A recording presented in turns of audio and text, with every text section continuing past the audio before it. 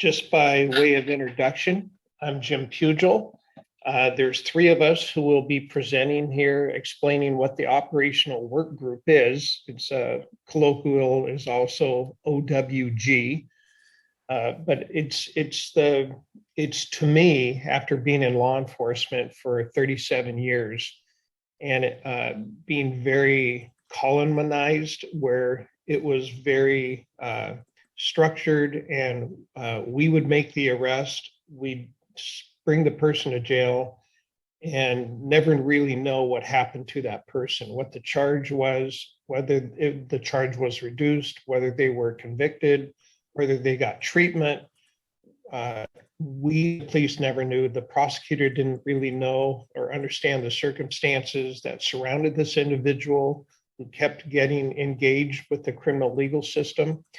And we would just repeat the arrest, prosecute, incarcerate, release sequence over and over.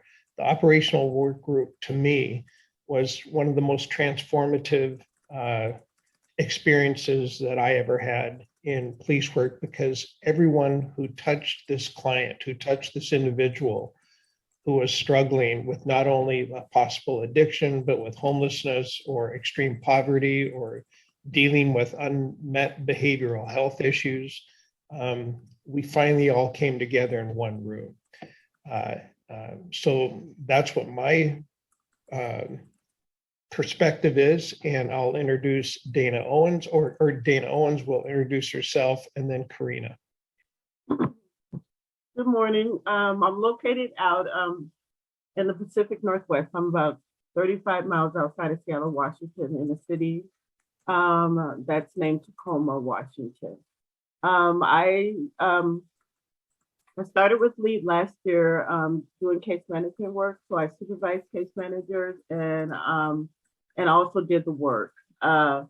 Operational work group is where it's what I call the sweet spot. It's where case managers and prosecuting attorneys and police officers and many other folks sit at the same table and really recognize and look at the person and really kind of hone into who they are, what are their struggles, and how do we move them forward.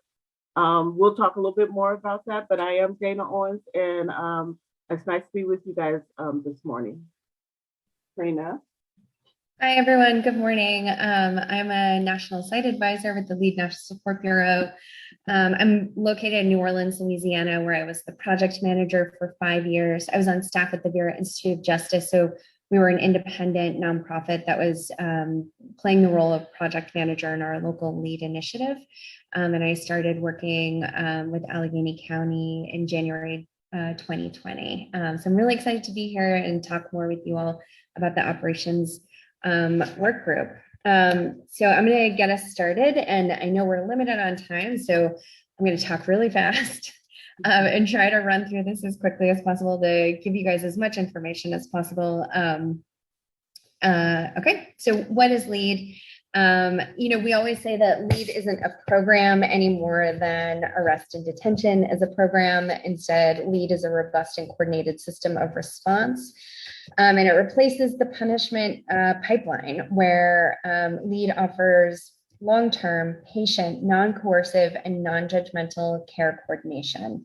Unlike other forms of diversion, such as divert to treatment or specialty courts like drug court, LEAD doesn't impose sanctions, establish deadlines, mandate behavior, or demand abstinence. It's not a surveillance-based or compliance-based initiative.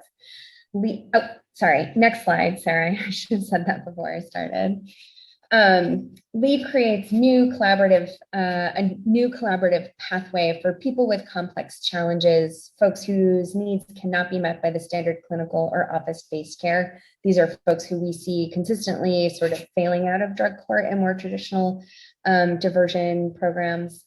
LEAD diverts people whose problems are driven by unmanaged behavioral illnesses out of the legal system and into long-term, non-coercive, intensive case management. LEAD is offered to people, it's never forced upon them. People always have the right to decline participation. And when that happens, case managers and officers can continue to offer LEAD to folks, but it always remains optional for them to enroll. Law enforcement officers are historically have been the primary portal for diversion, and they work in partnership with case management, service providers, prosecutors, community leaders, and health agencies. Next slide. Jim? Here we go. Okay. Again, I'm Jim Pugel. I was in the original group in Seattle when I was with the Seattle Police Department, that a group that started LEAD after great frustration between everyone about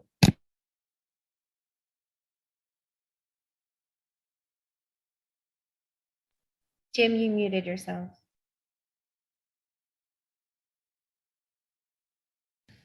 how's that? Perfect. Okay, I'm sorry. This is not a cookie cutter approach where, because every jurisdiction, every community, every state, every city, every county has their own rules and regulations and policies. So if you are able to implement this in your community, you can tailor it to your needs and to what can fit within your community. However, there are some basic core components that are essential to make sure this works. The first one, of course, is harm reduction. Harm reduction is meeting that client, the suspect, the person that we previously would arrest and put into jail and prosecute for possession, for low-level sales, nonviolent sales of drugs, or for the consumption of those drugs. Instead of putting them in jail, we meet the person where they are at. They are still going to be held accountable for anything else that they do, whether they're shoplifting, whether they're stealing from cars, whatever, to help support their drug habit. But we, the police, and we, the case managers, will meet that individual where they are. And that's literally out there on the street. This is not an office-based meeting. This is not a diversion or a refer to treatment. We meet the individual literally and physically where they are at on the street. And so when the police officer comes into contact with them, the police officer will get a hold of the case managers on a prearranged phone number, and that case manager will work with that individual on a long-term basis. And so we're trying to reduce the harm that that individual is causing themselves and the harm that that individual is causing the community. LEAD is an evidence-based initiative. And what it means is that it has been studied by independent researchers, and it has been shown to reduce recidivism by 59 to 61%. Typically, when we put someone, me as a police officer, and then prosecutors, when we would put a person into jail or prison, the recidivism rate, meaning their chances of not going back into the criminal legal system, was about 10%. That means that 90% would get reincarcerated or re-engaged with the criminal legal system. LEAD was studied by 2 independent groups, and it was found to reduce recidivism by 59%, which is statistically significant. It was also shown to not cost any more money than the criminal legal system usually costs with traditional arrest, prosecution, and incarceration. And it also resulted in a better psychosocial outcome for that individual, meaning that their quality of life was increased by active participation. It is a low threshold, or what some people call low barrier type of initiative. You, of course, cannot be a violent offender. You cannot be a predatory offender. but you can be still engaged in some criminal activity, although you will be held accountable for that criminal activity. The prosecutors and the defense attorneys and the judges and the police and the case managers will all meet within this operational work group and share information in a confidential way that will go towards helping this individual address their unmet needs, whether it's behavioral health needs, extreme poverty, criminal activity, housing, whatever. The only thing that the individual has to do is at point of arrest, we say, do you want to go to jail or do you want to participate in the LEAD initiative?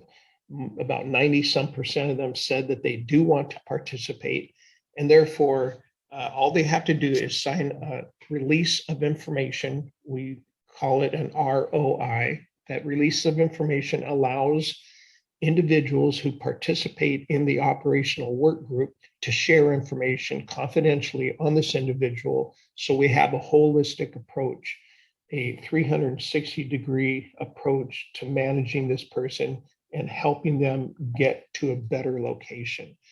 If they come up with a mutually agreed upon peer-based initiative or plan, and they sign that release of information, and they do that within a reasonable time, it's usually 30 to 40 days, then the prosecutor will not prosecute on the individual charge that they were originally arrested for.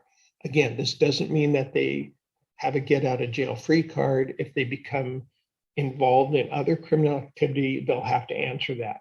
But the prosecutor, the defense attorney, the police all have a better understanding of where this person is and how best to manage them. There's no way to actually fail LEAD. It's not like drug court, where in drug court, if you're found to have or to be what we call dirty, then you are kicked out of the program. We understand that it took a long time for this individual to get to the point where they are out at when we engage them. And we know that they've been involved in the criminal legal system over and over and over, some what we call a familiar face. We're always dealing with them. And we know that it's that they are going to fail from time to time.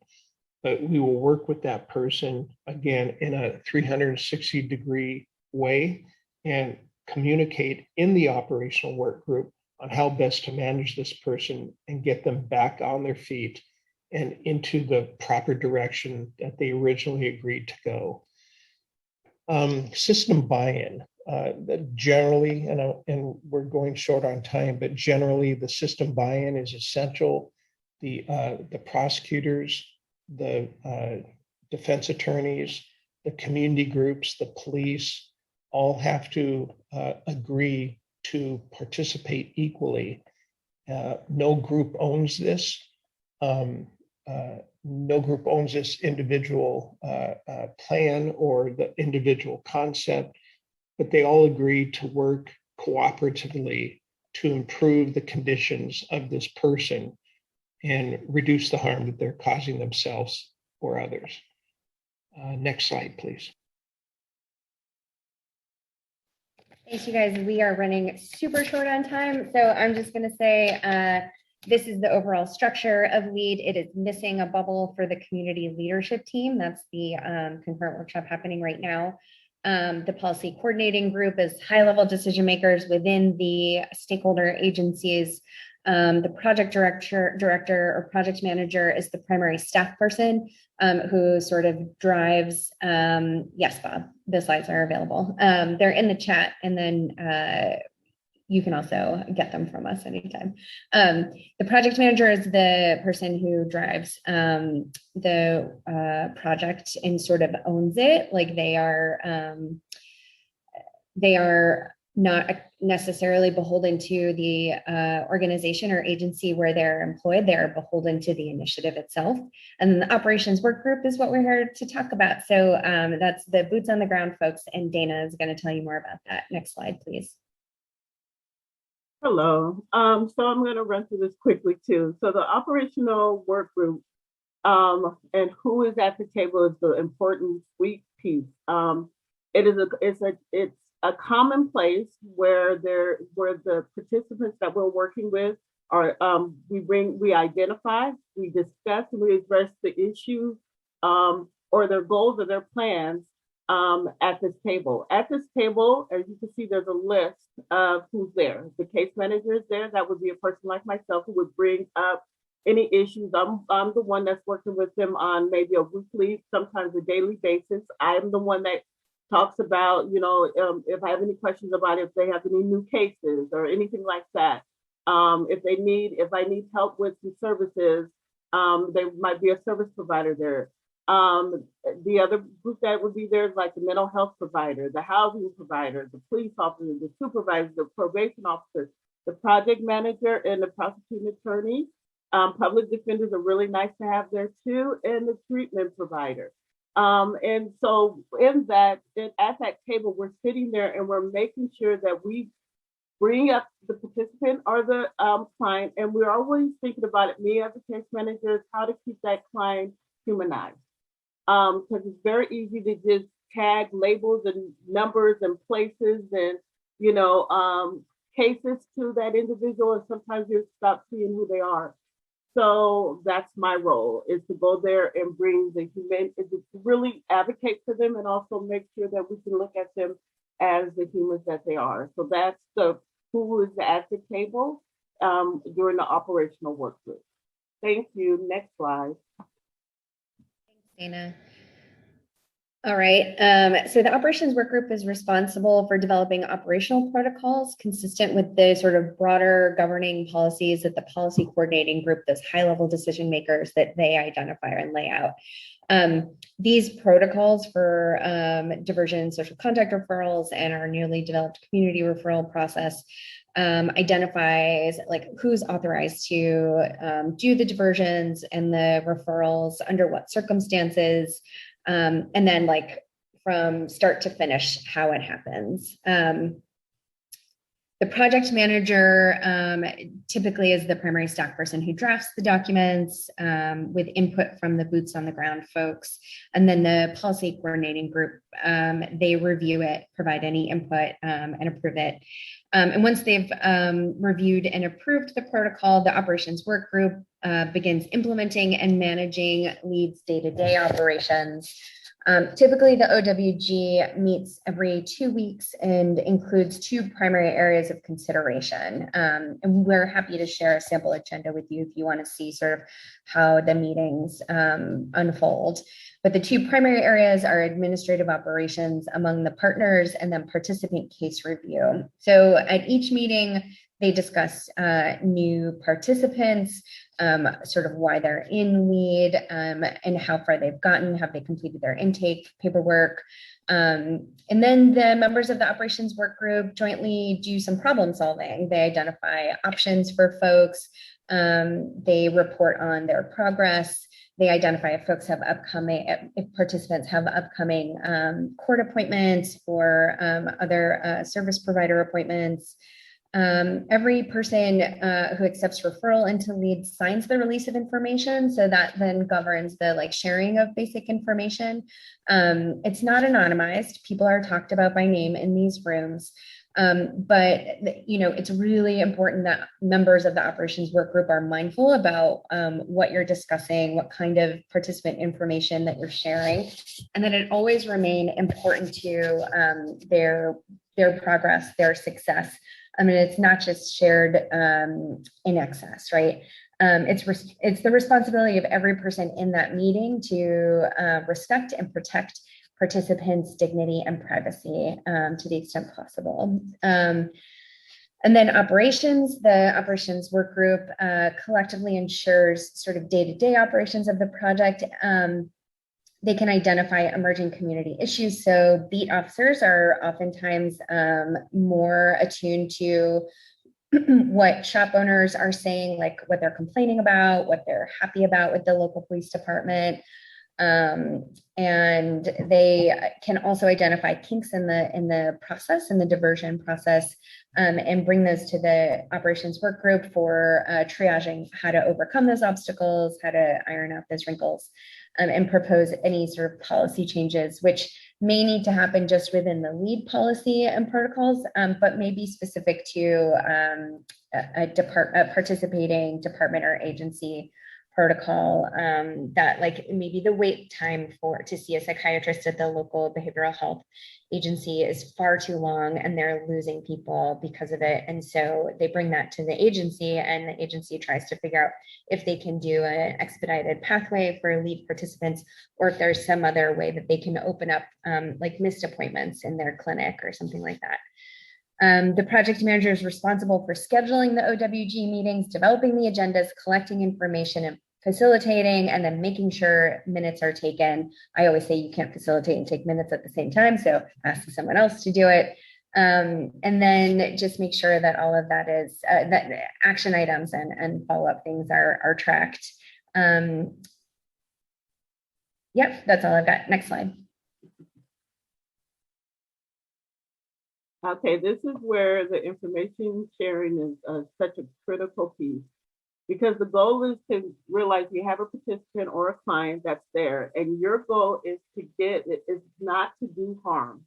So we don't bring, the goal is to bring up the participant in a way that is more about how they're doing, how do I move them forward, if there's some issues that they're struggling with, and that could be around, homeless, feeling, having no place to stay. The other issue could be around them knowing that they have another warrant. All of those things are brought up, but we do them in a way that does not do harm. So that's huge for case managers. So we do have a sample of a client assessment report out. And in that report out, it talks about things, examples of things and how to report them out so we do no harm. Some of the things that might be reported out are around the community, around legal, around motivation, around their health, those kind of things. And it's simple, it is few words, and it's usually to the point. Because sometimes we might know more as case managers coming in, but and we really will sit down with usually our supervisor if there's something that we don't feel comfortable in, feeling comfortable with sharing, or feeling like we need to strategize on sharing at the operational work group. And we really are conscientious around that, because the goal again is to do no harm. The other thing is that is beautiful, that I've enjoyed, is really being able to, at that time when I'm sharing information, is to be able to give that opportunity where I can share the goods or the goals of those individuals and how they're proceeding and how they're moving forward. And also teach, while I'm there, I feel like there's this time where you're always teaching about harm reduction. You're always teaching a little bit about what individuals' needs and wants are. And you're always trying to teach to the group of how those folks see themselves.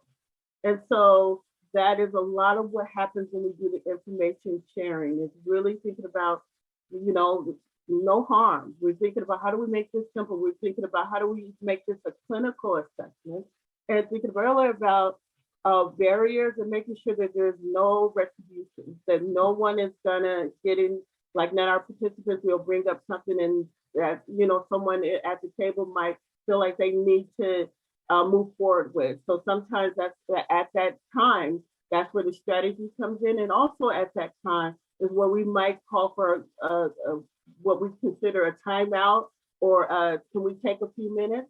Because then it gives an opportunity to have folks that are at the table to either choose not to be there or to leave.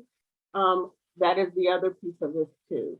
So sharing information is just this huge, beautiful component that can be so wonderful, but at the same time, very strategic on how you do that and how you deliver that for case managers, and then how all the folks at the table work work with that. So thank you. Next slide, please. Okay, again, I apologize, but we're very short on time. There are many considerations that all the team members, all the groups that participate in the operational work group will have to take into consideration. And here are just a few. One is the person, is the client, is the participant, are they active or inactive? It's going to take a lot of work. As I said before, it took a long time for this person to get to the place that they are now. So it's going to take a long time, usually, for them to get to a better place. There are times, though, when a person goes from active participant to inactive, where their resources required for them gets reduced. And so they move into the inactive state. Now, they're not kicked out or they don't graduate from LEAD per se, because they're always going to need some help in some way to some degree in the future. But the caseload, the work becomes less.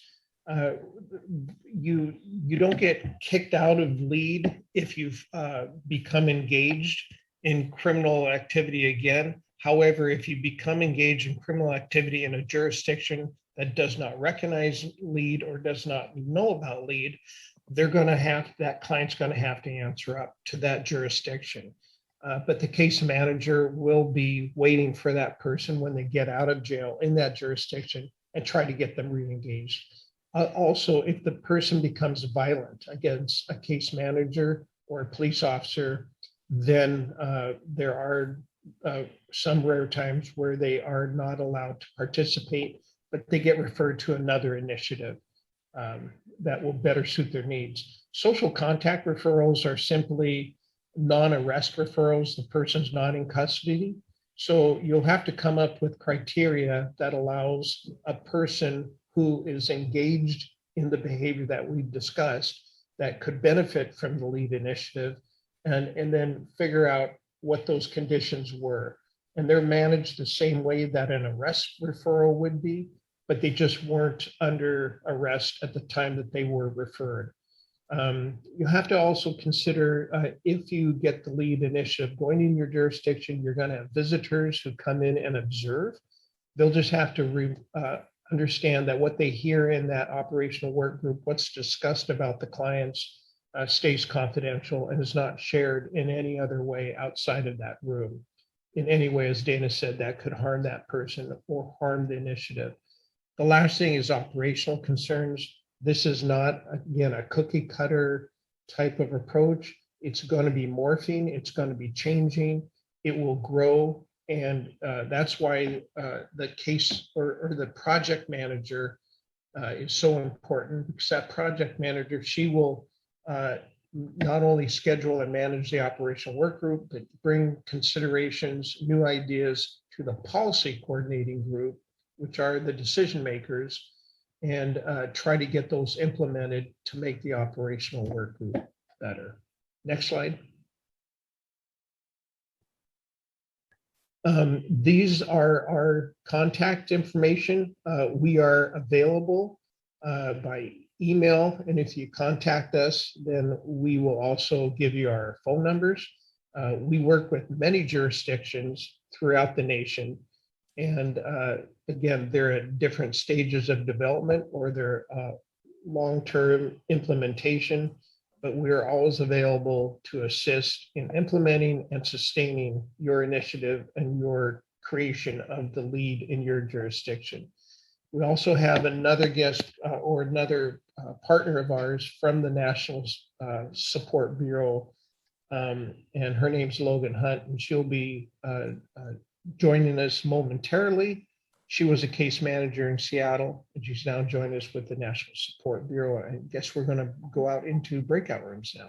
Yeah.